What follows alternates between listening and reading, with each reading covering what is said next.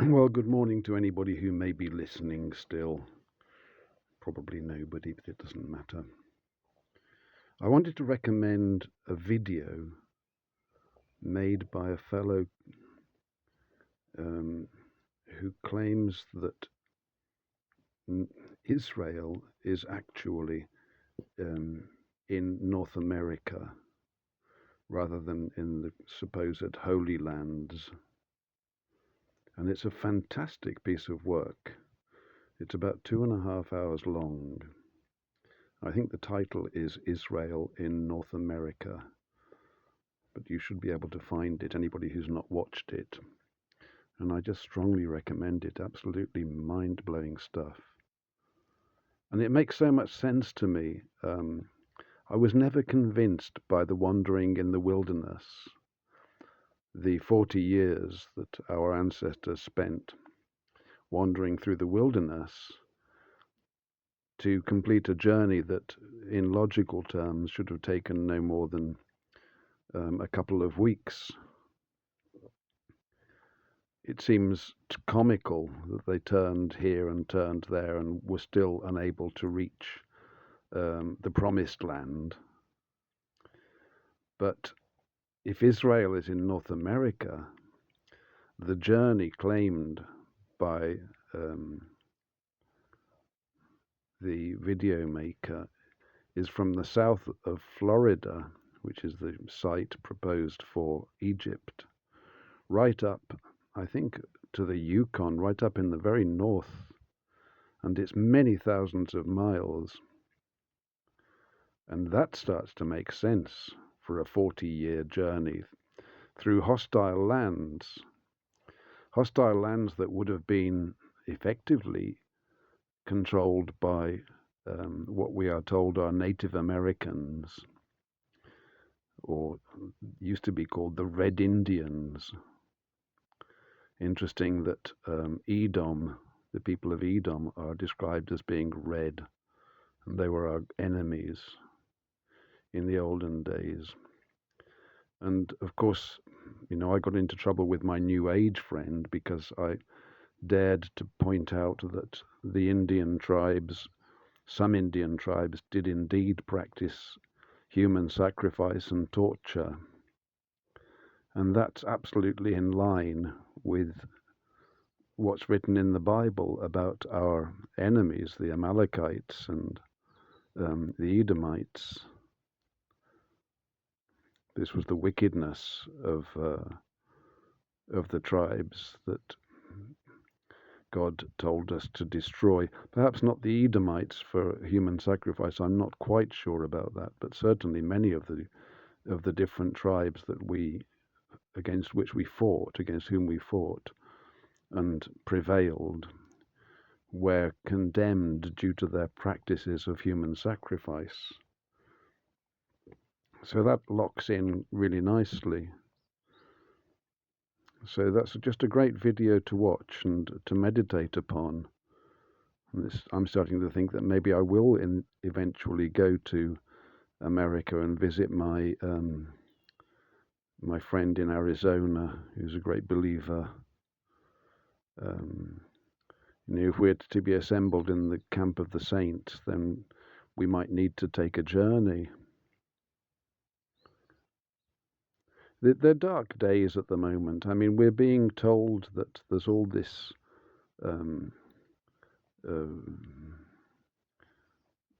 information coming out about Andrew Mountbatten Windsor, who was closely involved, it seems, with Jeffrey Epstein.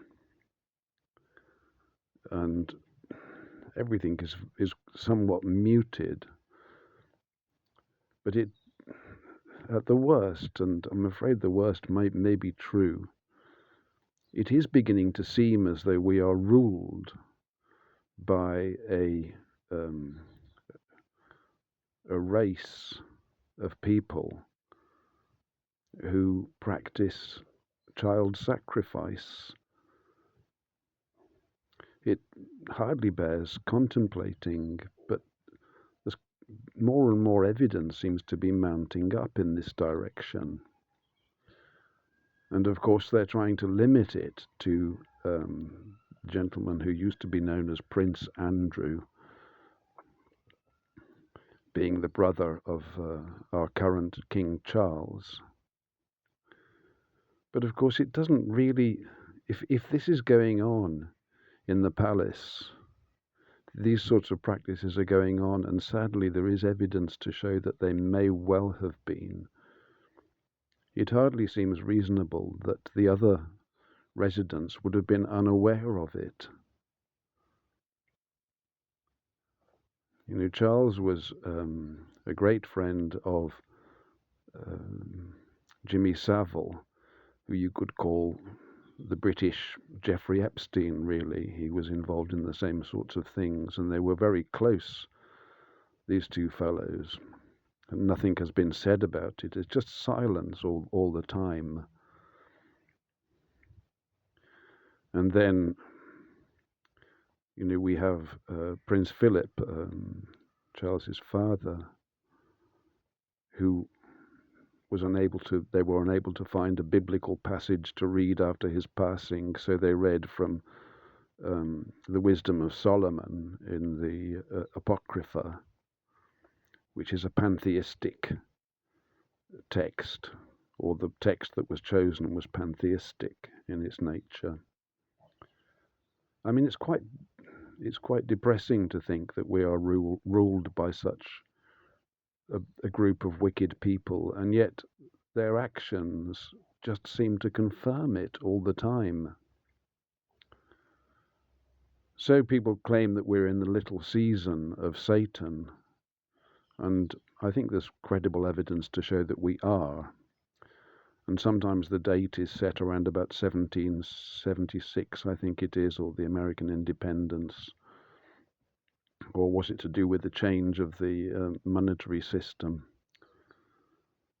But I think it's probably going to be earlier than that, because in 1649 or thereabouts, the successor of King James, being Charles I, was executed, and effectively shortly thereafter power in the land was handed to, following the English Civil War, was handed to Oliver Cromwell as the protector.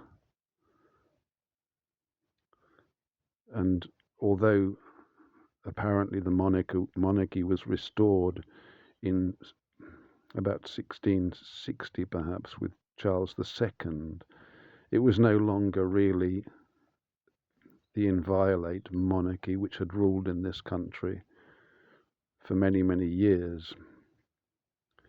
And we became what we are now, in the hands of very corrupt and wicked men in Parliament who have no love for this country, who have no love for the Lord Jesus Christ or for our traditions.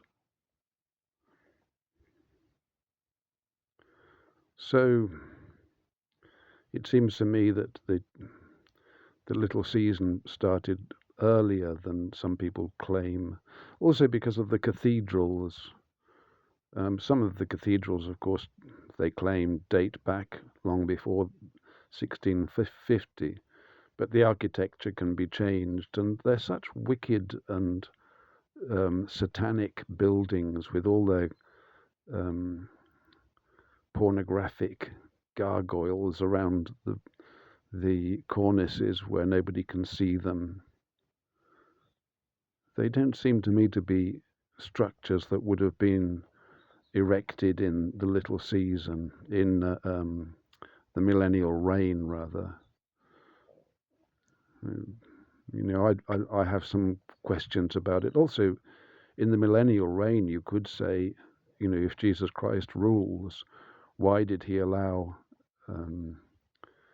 William Tyndale to be burned at the stake? William Tyndale, who was the one of the main Bible translators, to be burned at the stake at the hand of the Bishop of Rome. Effectively, why was this going on if we were in the millennial reign. It makes no sense. So I do think the millennial reign ended earlier and the little season started, and we're still in the little season, but we're at the end of it, aren't we? And that's the only really good news that you could recognize. We are close to the end, and I think there's going to be some interesting times ahead. In this country, of course, we're under the replacement of our people with the Ishmaelite. A kind of ethnic cleansing is happening in Britain. And my race are the lowest of the low in the eyes of our rulers, it does seem. So it's not, a very rewarding time, should we say, to be white and to be in Britain and to have no money. Maybe it never was. But, it's always darkest before dawn, isn't it? And it's certainly dark at the moment. We now have to see how this will play out. The king has made no comment. But really, I don't like to think that, or just say that people have committed vile acts without concrete evidence. But we can't have concrete evidence until a trial is arranged and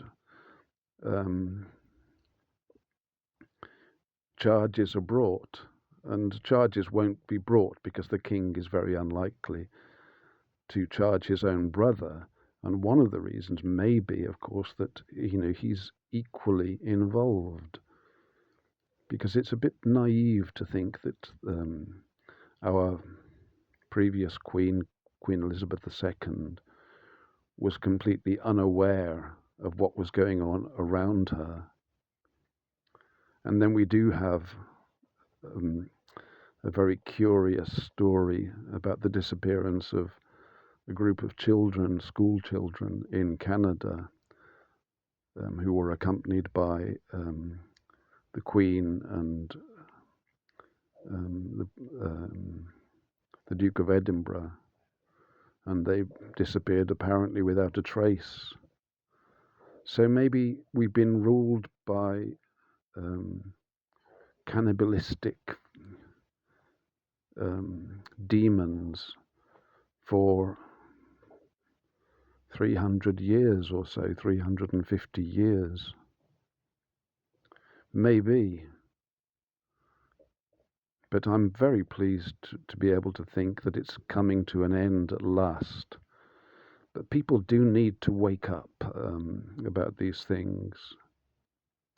I used to listen to Leaving Babylon, and the channel owner, her name is Madeline. And she produced some very interesting ideas, and it was her really that alerted me to the fact that we may be in the little season. And I listened to a lot of her videos. But after a while, I became suspicious. And one of the reasons was that she started to claim that the dates had been changed. Now, I don't believe that it is in the hand of Satan to change the date, because of the chronicles in the Bible. The timeline is in the hand of God. You can't just go adding 1,000 years or removing 1,000 years or whatever is being claimed, because then the Bible doesn't connect up. You see, the royal bloodline has been traced in the Bible from the time of Adam, really, from Adam right through to the current monarch. And it's very carefully detailed by historians. You see, when you start changing the dates, then all of that makes no sense any longer. But then you're in conflict with biblical timelines. So I questioned her assertion, and the response that I got wasn't what I would call a Christian response. It was polite enough, but just dismissive and a single Bible verse, as people will do that when they use Bible verses as ammunition. That's all I got. A Bible verse that she believes disproves my conjecture. And so when I see people speaking like that, I become suspicious of them, because why would you not be thankful that somebody has commented and have a kind and Christian response? And yet there was nothing. And the other thing, of course, is this is a woman, and it's really not her place to be making these proclamations. And after a while, I found her to be very tiresome. But she produced a lot of truth. But buyer beware, as they do say. God bless this morning.